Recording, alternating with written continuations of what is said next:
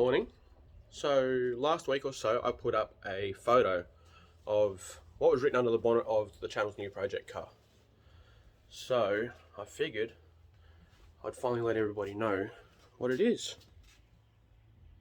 Hang on. So this is what I gave you.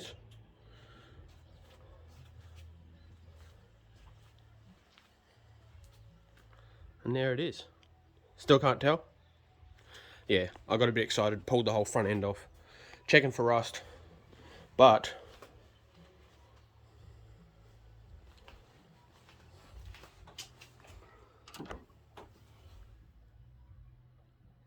oh, there we go, it focused. Big dirty wagon.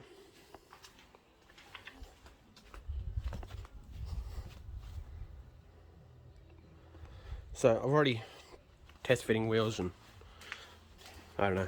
I had a birthday party and I got excited. It rocked up on the day of my birthday party. So yeah, I'll pull it out and I'll give you a full walk around.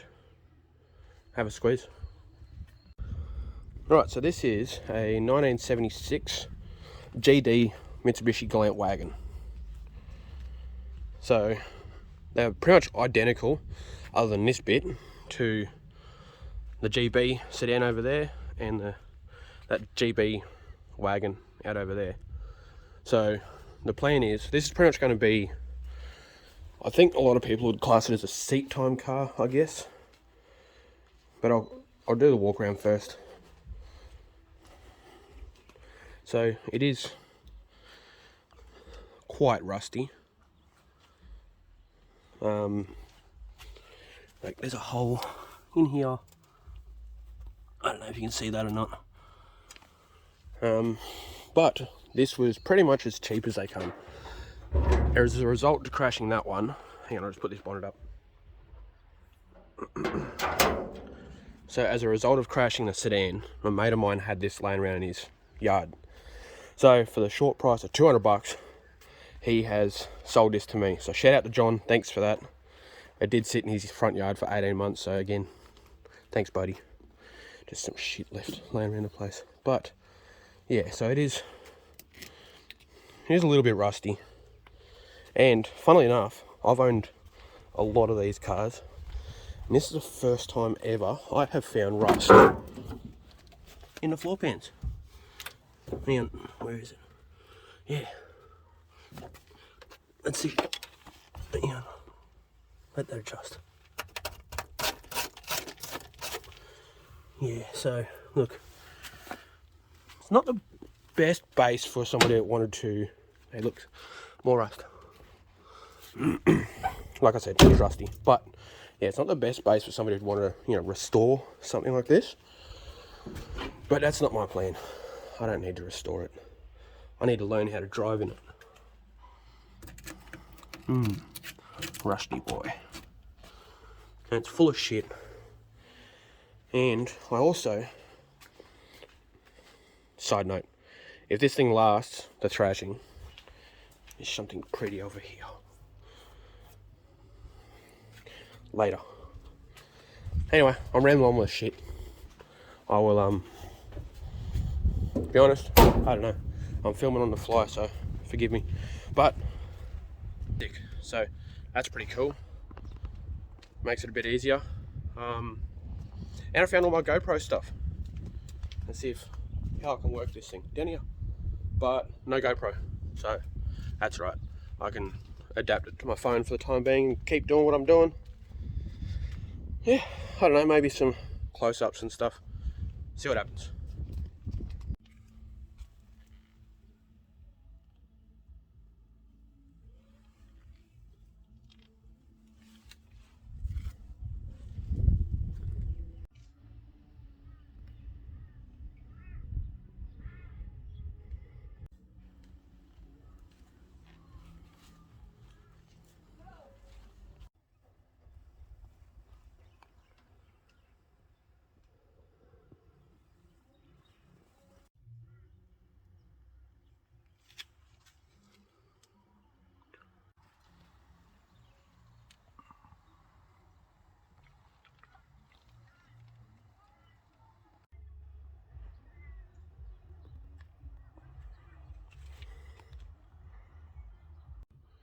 Alright, so back to the plan for this car. As I mentioned, it's basically going to be I suppose a seat time kind of car. The plan is, because the chassis are so similar, is to put that in there. And then put some dumb big wheels on it, because why not? Do something with the diff. And basically learn how to drift in it. I can drive, grip kind of stuff. That's always what this car was kind of about. Bit of, tough streeter, all-rounder kind of thing. But I've always wanted to learn how to drift. So it might work, it might not. For 200 bucks and some shit I've already got laying around in a broken car, figured I'd find out. So yeah, I've got bits and pieces for it laying around in the place. I've bought like these wheels actually. I'll turn this. So they're far too big for the car, right? So they're 15 by 9, negative 10, 15, 13, somewhere around there. Just rotor Kyoshes. I actually bought these before I actually paid for the wagon. John and I had already agreed on it, and I was that excited. So, dumb things, right? More dumb things, and then down here, some people will see, but I just keep accumulating shit. I've got like new headlights up here for it, but other silly things, right? Which I'm kind of in two minds for, because one, again, very rusty, but very cheap. But the other thing is, like, I've always, I'll turn this back around.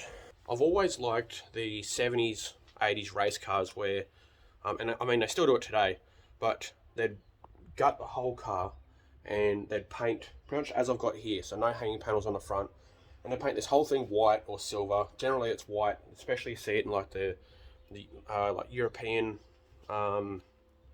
forgive me, don't really know what country, but all the old Escorts and that kind of stuff, the Starlets, all your old rally cars. I've always really liked that look of, if there's a roll cage, you see the roll cage is white, the interior is white, the engine bay is white, everything's white, and then they'll throw the hanging panels on and paint it the colour scheme that they like. So I went out, I bought paint, I've got all kinds of crap to kind of tidy up the engine bay, because I want to do that before I put the engine in. But I'm in two minds for it, right? So I'll show you what although it is rusty, the wiring side of things, I still got all the factory tags holding everything on there. Like, we've got alternator, I'm pretty sure that's going to be oil pressure switch. Alternator again, like, it's already there, just plug it in. That's mine, that I broke that, but that's for the washer bottle. I can repin that, but again, factory loom. The only thing in here that's aftermarket is this, and actually I just realised it might be a bit echoey with that bonnet. You'll be right, you'll forgive me. Anyway, aftermarket is this, and that's for the tack that's on the dash. Everything else, like, we're good to go. If I'm actually going to paint this engine bay, like, look, I'm in two minds. Like, it's tidy enough, right? Whack it in there. If I can't drive and it ends up in the wall, then yeah, at least I didn't spend a whole lot of money on it. The other side of me is, like, I'm not so much of it, like, I'm not going to go out there and send it way beyond my abilities. Like, I'm going to take the time with it, that kind of stuff. So if I don't paint this engine bay and I put the engine in and the car lasts a while, well, I'm going to have to pull it back out to do it again. Hang on, bear with me for a minute. So if I do paint the engine bay though, I've got to pull all of this stuff apart. And, like, is that the kind of effort that I want to put into this car?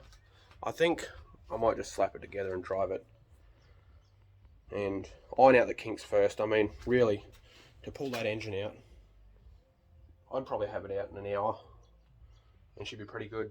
So yeah, I don't know, but panels anyway. So the whole front end's in undercoat, so I've got to do something with that. That's a guard of many colours. Like, there's yellow, there's green, there's blue, there's grey. That's the original guard. That's yellow, must have come off of that car. The bar's rusty, it's all buggery, all the chrome's flaking off of it, but this is, like, kind of what I'm getting at with kind of what I'm getting at with the effort going into this car. Like, I'll put my finger through the floor pan. I'm gonna fix it so I can drive it, right? Fix the bits and pieces. Like, I got rust converter, I got all the stuff that I need, sorta, to just throw it together. Anyway, ramble on with shit again. I like to do that. So, yeah, I don't know, I just wanted to film something, show you guys the new project. I might do something on it today, film it, I don't know, see how I feel. But, anyway, that's it. Dirty wagon.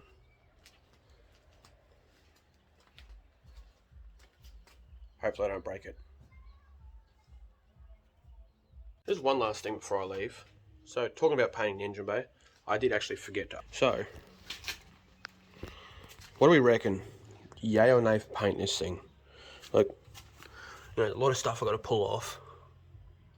But I do want to pull the master cylinder off anyway. Like, I got stress cracks all through this, which coincidentally is the same one that's over here anyway, and I got rebuilt. So, you know, again, same chassis, same parts, swap it over. But if I do paint it, I'm thinking from that line down on the firewall, black.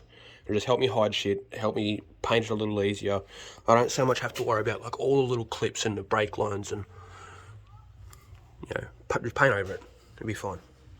And then white around the rest of it. Yeah, I don't know. Do I bother? Let me know. Anyway, thanks for watching, and I'll see you when I start playing with the rust on this shit tin. So, just finished filming the, I suppose you call it reveal video for the wagon. And what I generally do, so I'll film the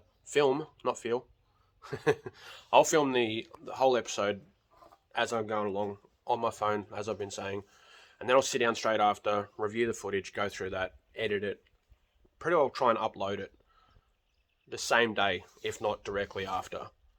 I did notice is I've been having, it seems I've got issues other than trying to explain shit. Shh. But I've got issues when I convert from the front camera, which is this one there, to the rear camera. What it seems is happening is as I'm flicking over, pressing the button, trying to find it, whatever else, it'll either cut footage for, like, I'll be talking and I'll flick it over, it'll cut footage, or it'll replay footage as I've flicked. It's weird. Anyway, forgive me on that. I am still working on trying to get something a bit better. But otherwise, I mean, it gets me out here filming stuff, and gets you guys seeing rusty shit tins. So, yeah. Cheers.